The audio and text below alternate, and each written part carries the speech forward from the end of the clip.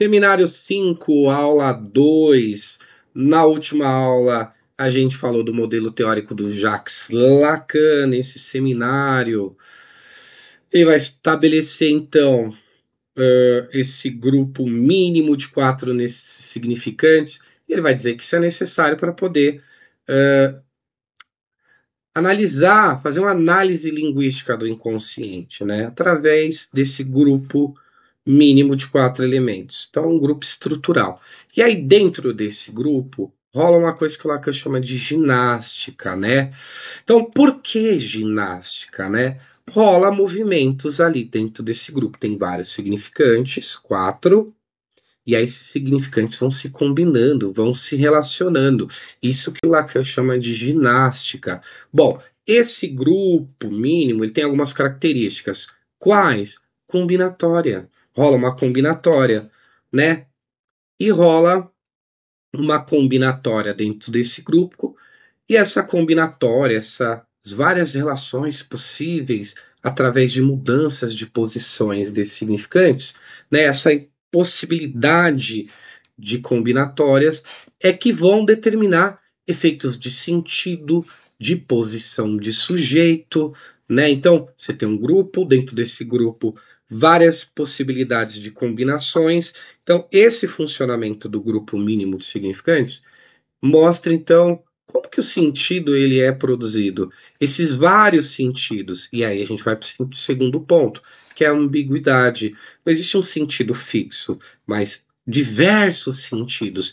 E por quê? Aí o Lacan pega esse grupo mínimo, fala, olha, porque você consegue combinar esses significantes de diversas formas, mas não é de qualquer jeito, é mudando as posições. O que isso quer dizer? Quer dizer que não depende do conteúdo. Não é conteúdo, é posição, mudanças de posições, né? 1 para 3, por exemplo, esse pode combinar de várias formas com esses 3, né? Desse grupo mínimo. Então, essas combinações todas vão produzir diversos possíveis sentidos, né? Esses efeitos de sentido de posição do sujeito. Então, esse grupo mínimo rola uma ambiguidade, rola uma combinatória, ou seja, o valor de cada significante que está dentro desse grupo mínimo é um valor relacional. Os significantes se relacionam entre si, né? Mas se relacionam através da mudança de posição. Então, o valor, em resumo, o valor de cada significante é definido pela relação que esse significante vai estabelecer com os outros significantes. Então, imagina assim, tem um grupo, dentro desse grupo, 4 significantes, 4 bolinhas lá que vão se relacionar. Quando elas se relacionam, elas vão produzindo diversos sentidos, né? E por causa disso que o sentido, por causa disso que rola a ambiguidade, né? A ambiguidade não rola um sentido definitivo, único, né? Porque rola ambiguidade, tem esse funcionamento, né? Bom, beleza, então esse é o modelo estrutural que o Lacan vai usar, né? O ponto de partida que o Lacan vai utilizar para poder fazer uma análise linguística do inconsciente. Legal? Inclusive, ele vai dizer que esse modelo estrutural que a gente acabou de falar, esse grupo mínimo, ele espelha o próprio funcionamento do inconsciente. Ou seja, o inconsciente funciona também assim. Só que aí a gente vai usar um nominho diferente, né? Ao invés de falar só de ambiguidade, de valor relacional, diferencial, a gente vai falar de polissemia. A possibilidade de ter vários significados, ok? Só que um detalhinho importante, esse grupo é infinito? Não. Se tem um grupo mínimo, não pode ser 2 significantes, tem que ter um grupo mínimo, o grupo mínimo é 4, tá bom? O grupo mínimo é 4, portanto, não pode ser infinito, é finito, legal? Esse grupo é finito, legal? Mas ele traz uma quantidade enorme de possibilidades de produção de efeitos de sentido e de lugar do sujeito. Bacana. Então, para quando fala de análise, fala de mudança de posição do sujeito, é por conta disso. Olha as possibilidades de mudança na posição do sujeito a partir do significante, né? Bom, continuando o seminário, Lacan vai falar um negócio bacaníssimo sobre o Witz. O que é? Lacan chama isso de traço de espírito, trocadilho, né? Espirituoso. E aí o Lacan vai falar o seguinte, amigo, aí é a melhor entrada para você ver o inconsciente funcionando, tá bom? Então, Lacan, a partir desse ponto de partida, que é esse modelo, essa estrutura mínima de 4 elementos, a partir desse ponto, desse lugar, o Lacan vai lá pro Witz, vamos colocar aí como piada esse trocadilho, ele vai lá e vai falar assim, ó, cara, a melhor forma de você ver o inconsciente funcionando diretamente é entrando aqui, ó, por essa janela chamada Witz, né? Ah, essa é a melhor entrada para você estudar as formações do inconsciente. Por quê, gente? O nome desse seminário 5 é Formações do Inconsciente. Quer estudar formações do inconsciente? Então vamos pelo Witz, tá bom? Mas vamos pegar aqui, ó, vamos a partir daqui, ó, desse modelo estrutural aqui, ó, dessa estrutura mínima de 4 significantes. Vamos estudar as formações do inconsciente, né? A partir do Witz. Pô, é a melhor entrada, cara. Bom, Lacan também vai falar que existem tipos de discurso. Legal? Tipos de discurso. Certo? Bom, ele vai então usar esse esquema, né? E vai falar que a linguagem tem 3 níveis de funcionamento. A linguagem tem 3 níveis de funcionamento. Quais os níveis? Vamos falar. O discurso racional é um nível. O que é o discurso racional? Discurso linha delta delta. Calma, eu não estou entendendo nada. Calma. Pega lá na frente, você vai entender. Vai com calma. O que é o discurso racional para o Lacan? Discurso cotidiano, normal. Então, a linguagem tem diversos níveis, né? E a linguagem tem diversos níveis, ele vai separar por discursos. O discurso racional, que é esse discurso cotidiano, comum, né?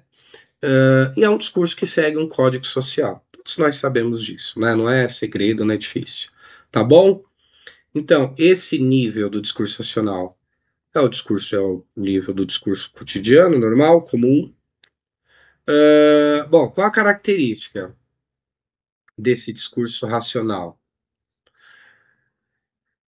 Bom, nesse discurso racional, parte-se de alguns pontos, né? De coisas fixas, né? Que é justamente esse código social. Esse discurso vai ser a partir desse código social, que é o que o Lacan vai chamar de coisas fixas, né? Então, esse discurso ele é fixado, ele parte de alguns pontos fixos, né? Ou seja, no final das contas, o indivíduo ele vai falar a partir de sentidos já prontos, tá bom? Não tem exatamente uma criação nova. É uma espécie de uma repetição que é feita no discurso, que circula nesse discurso social, né? É uma repetição de discursos que você vai pegando aqui e vai repetindo.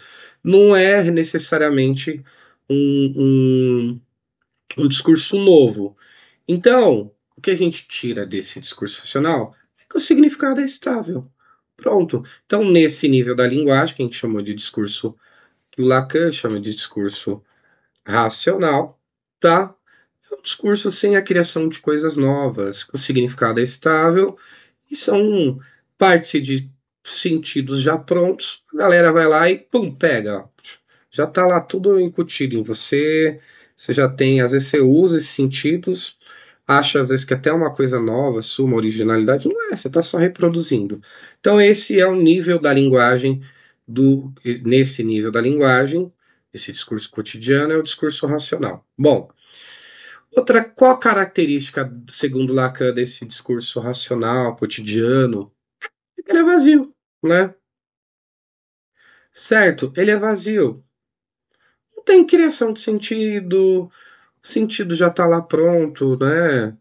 Já é dado, né? De certa forma já dado. Ah, então, no fundo, é como se fosse, por Lacan, uma fina mistura de ideias já recebidas.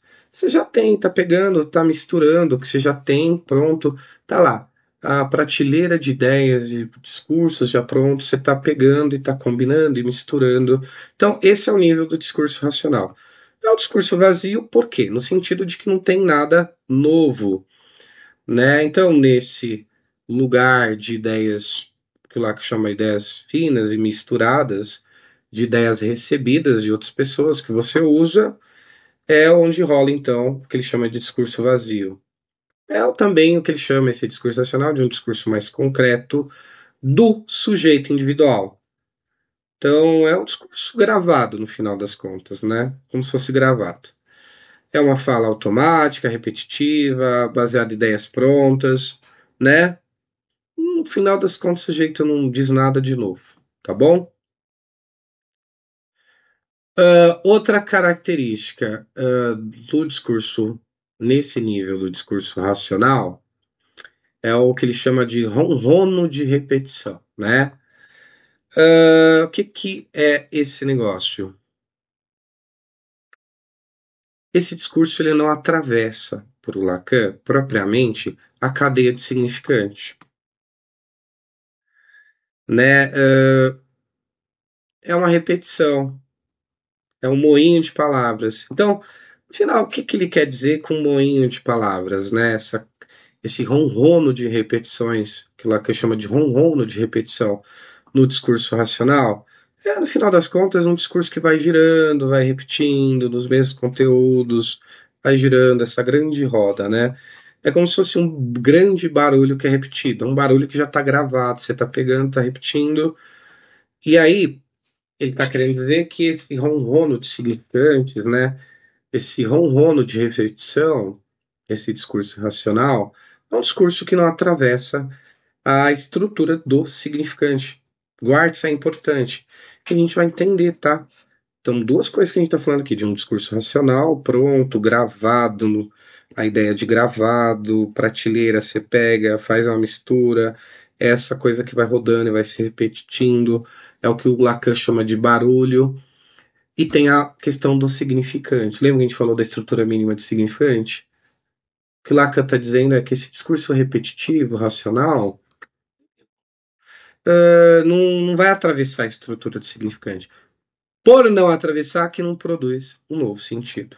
Bom, a gente começou falando de níveis, né? Falando do nível racional, que chama discurso racional, níveis da linguagem. Vamos para o próximo nível? Acho que deu para pegar a ideia, né?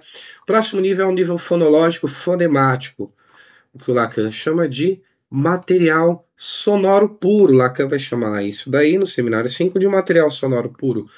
Por quê? Bom, o que é um nível fonológico puro? É o nível, é o som das palavras, né? Importa mais que o sentido. Então, o material sonoro da palavra. Lacan vai se ater a isso, o material sonoro da palavra. Isso quer dizer para nós que o significado não importa, é o material, né? Então, tem a questão da homonímia e da semelhança fônica. Pô, isso é importante, sabe por quê? Porque o Lacan fala de deslizamento. Nesse nível fonológico, né, esse segundo nível que a gente está discutindo, Lacan fala que rola um deslizamento. Ou seja, ele vai deslizando por semelhança fônica, né? Por existirem semelhanças fônicas, é que rola esse deslizamento, né? Bom, então quer dizer o quê? Né, no final das contas, que tem sons de palavras que são parecidos, né? E que não é o que vai produzir esse deslizamento, não é o sentido semelhante. Então, muitas vezes, lembra que a gente Lacan usa a estrutura mínima para espelhar o inconsciente, né? Falar como o inconsciente funciona. Olha que coisa genial, gente. Está dizendo que muitas vezes, uma parte do que a gente fala, não necessariamente a gente fala. Às vezes a gente acha que a gente está construindo sentidos e tal, porque a gente está captando uma lógica e relacionando os sentidos. Não.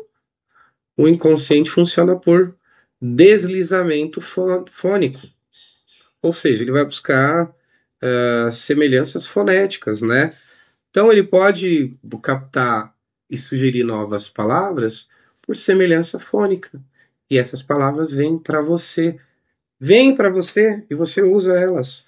É o teu inconsciente trabalhando através dessa homonímia, através dessa semelhança fônica.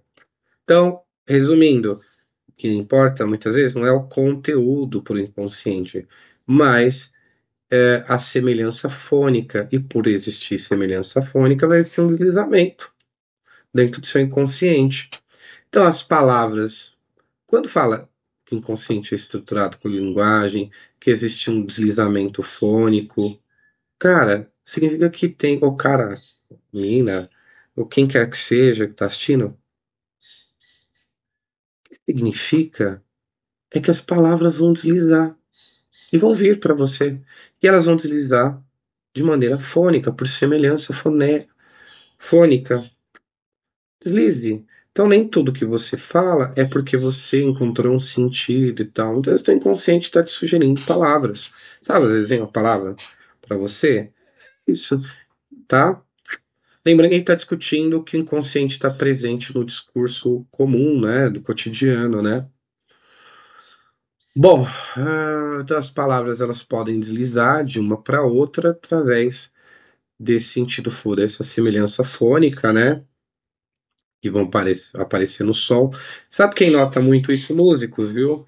Compositores, essa galera que faz música, eles têm essa sacada, né? Pega aí, ó, Djavan, Gilberto Gil, os caras são mestres, eles sacaram isso. Quem toca violão, piano, então ele nota assim que você muitas vezes faz coisas novas, produz músicas não porque é mais difícil você produzir quando você está estudando o material de outra pessoa. É mais difícil você evoluir, demora mais quando você está seguindo um esquema. Agora, quando você usa a tua própria estrutura, né, de semelhança, de deslizamento, né, das palavras, na na criação de melodias, de notas, você vê que a coisa vai deslizando, uma coisa vai puxando a outra, né? E aí o compositor vai criando palavras, ritmos, melodias, né? Então é o camarada que sacou isso aí, sabe? Não estou dizendo que é todo o nosso discurso é isso, mas a parte dele é assim, e que bom que é, né? Certo? Olha como a gente se organiza inconscientemente. Bom, nesse nível fonológico, fonemático, né? Vai rolar o quê? O equívoco e a homonímia. Bom, o que é isso aí complicado, hein, Rodrigo? Bom, cara, a cadeia de significante, ela é permeável aos efeitos do significante. A cadeia de significante é permeável ao efeito dos significantes. Que raio que é isso? O que é isso? Bom, quer dizer que jogos sonoros, por exemplo, palavras parecidas, etc., pode gerar sentidos inesperados, né? Então, esses equívocos, né? Esses equívocos é que podem, que surgem nessa semelhança sonora, pode gerar sentidos novos, né? E inesperados, né? Então você vai fazendo essas combinações, esses jogos sonoros, né? E você vai produzindo coisas novas. Então, nessa estrutura do nível fonológico, né? Você já viu poemas assim, músicas que tem uma repetição? Viu uma das últimas músicas do Caetano Veloso? Não vou lembrar aqui agora, mas boa parte da música, acho que um terço da música é repetição. Procura aí a última música do Caetano Veloso que eu não tô lembrando. E é interessante que ele sacou isso aí porque sabe que é justamente isso. Que dentro do nível fonológico, que é onde ele está trabalhando, tem o equívoco e a homonímia, que é, então, o que o Caetano Veloso está fazendo, por exemplo, esse jogo de palavras, jogos sonoros, porque ele sabe que vai rolar o equívoco, né? O equívoco, que é característico da palavra, equivocidade, né? O equívoco é o surgimento de coisas novas e inesperadas a partir desses jogos sonoros. por semelhança fonética, ou por semelhança fônica. Então, essa brincadeirinha aí, fônica, nesse nível fonológico, produz coisas novas. Então, o camarada exercita isso para produzir arte, para produzir coisas novas. E é interessante que, assim, nessa música dele, é uma pena que eu não estou lembrando a música exatamente, mas eu lembro que é uma crítica, né, que ele está fazendo, a crítica que ele está fazendo às guerras, né, e a necessidade de paz, né. E aí, para mim, ficou assim, nítido essa questão, que ele usa esse jogo de sonoro para realizar essa crítica e produzir algo novo, né? Deu para extrair isso. Vai lá, vê se como você concorda, um pouco pelo menos. Bom, dentro desse nível fonológico, a gente também tem uma característica, que é a base do jogo de palavras, né? Lacan vai falar que é nesse nível fonológico que vai se inaugurar uma coisa que tem um nome até interessante, o calembur. Calembur, né? O que é um calembur? Calembur é jogo de palavras, né? Então a característica, a base do jogo de palavras, né? Vai fundar então esse calembur, né? E vai operar então justamente com essa reserva homonímica, né? Então, a metáfora trabalha com essa brincadeira, né? Com esse jogo de palavras, né?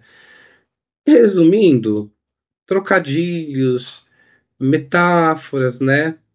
Eles nascem de onde? Os trocadilhos e metáforas. Trocadilhos que os stand-up comedies usam pra caramba, né? Esses trocadilhos, né?